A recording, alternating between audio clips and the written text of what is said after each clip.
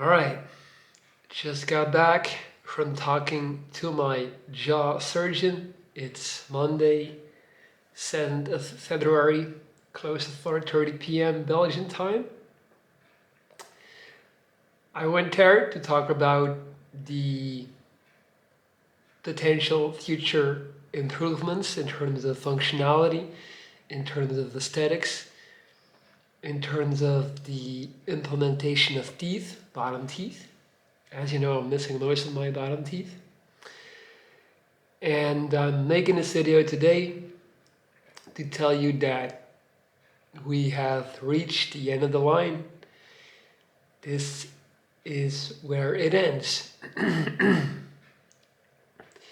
For the first time since my cancer diagnosis in 2013, there is no next step to take.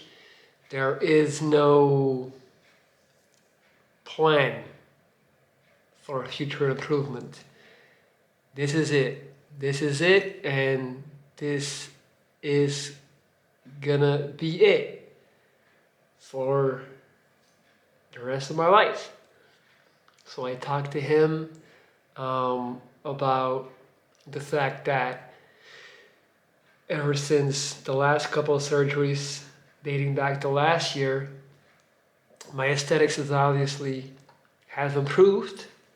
I have a fuller face, I have a more symmetrical face, but functionality wise, I've unfortunately sacrificed a lot, meaning that in terms of eating, anytime I eat now, there is just a bunch of saliva, drool coming out my mouth, just pouring down. So whenever I eat, there is a huge puddle of saliva next to my plate and on my pants and on my chair and everywhere. It just pours down. So I wanted to ask him what we could do to improve that. And he basically said that at this point, the only thing that we would be able to do to actually get some more functional and aesthetic improvements would be by implementing an entire new, we call it a flap in Dutch. I'm not sure I don't even know how you say that in English. It's basically a big piece of meat like this one. The same type of piece that they took from my left fibula, my left leg, my left oblique muscle, my left ab, from both of my forearms, from both of my quadriceps. Obviously at this point you guys should be familiar with how it goes. Ever since they amputated my jaw, they replaced that by reconstructing tissue, by harvesting tissue from another place of your body. And we would just basically have to do that all over again. This time, since I don't have many options left, it would be from my left groin. Last time I talked about the potential option, but I feel like I'm fucking this up. So I talked about, them potentially using part of my shoulder, like half of my shoulder, like this one right here. But since they would not need new bone right now, the groin would also be sufficient, meaning that they would cut out a big piece of my groin on the left side to paste that on here. And that way they would have more tissue and space to work with. And then, long after, we could look at the potential implementation of teeth and fixing the position of my lip and other stuff. But I don't want to do that. I do not want to go through that because, one, it is an absolute torturous process to go through that. But, that's not even it. Like, I've been through that before, and I know I'm mentally strong enough to go through that. But the main thing is that the risk reward just doesn't add up. So the potential reward would be a fuller, better face and the opportunity to actually get bottom teeth installed. Now, the risk, however, would be this entire thing dying off and rotting away, including the bone, and me being left with nothing and losing 1/4 of my face. And then we would have to harvest my entire shoulder, including bone, including tissue, and then try to like fix it up like that. So seeing how my last three surgeries went last year, where we tried to create space for my, to create like space and to have like more of the cheek again and space, I already said space 6 times. Well, that completely backfired. Like I said, like the thing we got out of that was me having a better aesthetic form, but having vastly reduced functionality.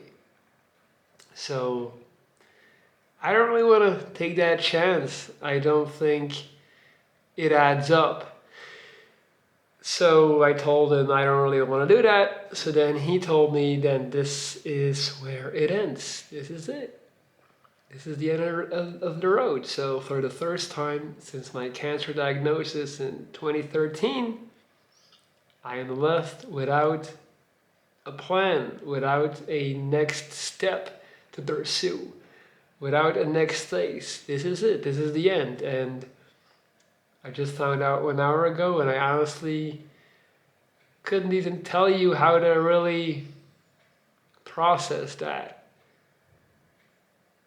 The entire last decade has been nothing but moving towards the next surgical step, the next phase in my reconstructive process.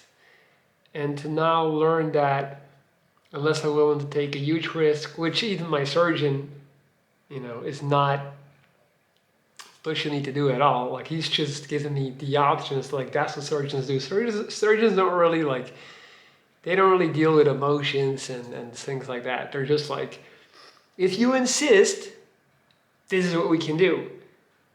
We're not telling you it's a good idea, but this is what we have left. So that's my option. And he, in fact, also told me that, they look at it extremely rational. So he just said, you're cancer-free. You're able to get food through your mouth and your stomach. You're able to communicate and talk. So, you're alive. So you're good. Obviously me complaining about the fact that I feel like a severely handicapped person when I'm eating, and the embarrassment that comes with, saliva and drool just pouring out of my mouth in a public setting when I'm eating. That really doesn't, they don't really take that into consideration, which is obviously perfectly understandable. So the way I'm looking now is how I will continue to look. It's not gonna change. And I never actually thought about a scenario in which I would never have bottom teeth again. And now it's really starting to dawn on me that I'm never gonna know what that feels like again, to be able to, take a big bite out of an apple, or to just take a burger or a sandwich and just go that's never, and in a way, I guess what I'm trying to say is that when you are working towards a solution, when you're working towards a better life and situation, you're able to accept your current situation much better because you know it's not permanent. You know? Like that is a big factor. That's always been a big factor in my ability to deal with my situation. It's like, well, it sucks now, but we're gonna work hard and we're gonna take the necessary steps so it's gonna get better. You know, like you're living on hope. That's a big thing. Like it helps you greatly in terms of just accepting your daily reality because you know it's not always gonna be like that. And now I've just learned that it is always going to be like that. And that's a tough pill to swallow. I'm not gonna lie. It's I never thought that I would still, more than 10 years in this process, I never could have imagined that, it's just, life just keeps throwing things at you, and I try so hard to control it and to do what I can to manage it, but control is an illusion, and it is what it is. And now it's up to me to figure out how to once again deal with this and how to once again practice radical acceptance and move on from this and keep moving forward. All right, that's it. That's all I wanted to tell you guys. Just wanted to give you guys an update because I know a lot of people are always asking me, what's the next step and what are they gonna do? But you can now stop asking me that question. This is it. This is as good as it's gonna get. All right. So yeah, thank you for listening. If you're still here, thanks for caring, for always being there for me, and don't worry about me. Do not worry. Do not feel sad. Do not feel bad. This too won't last. This too shall pass, and I'll find a way to put this in this proper perspective, even if I have to delude myself. And I'll probably end up making some cool motivational video out of this or something, or not.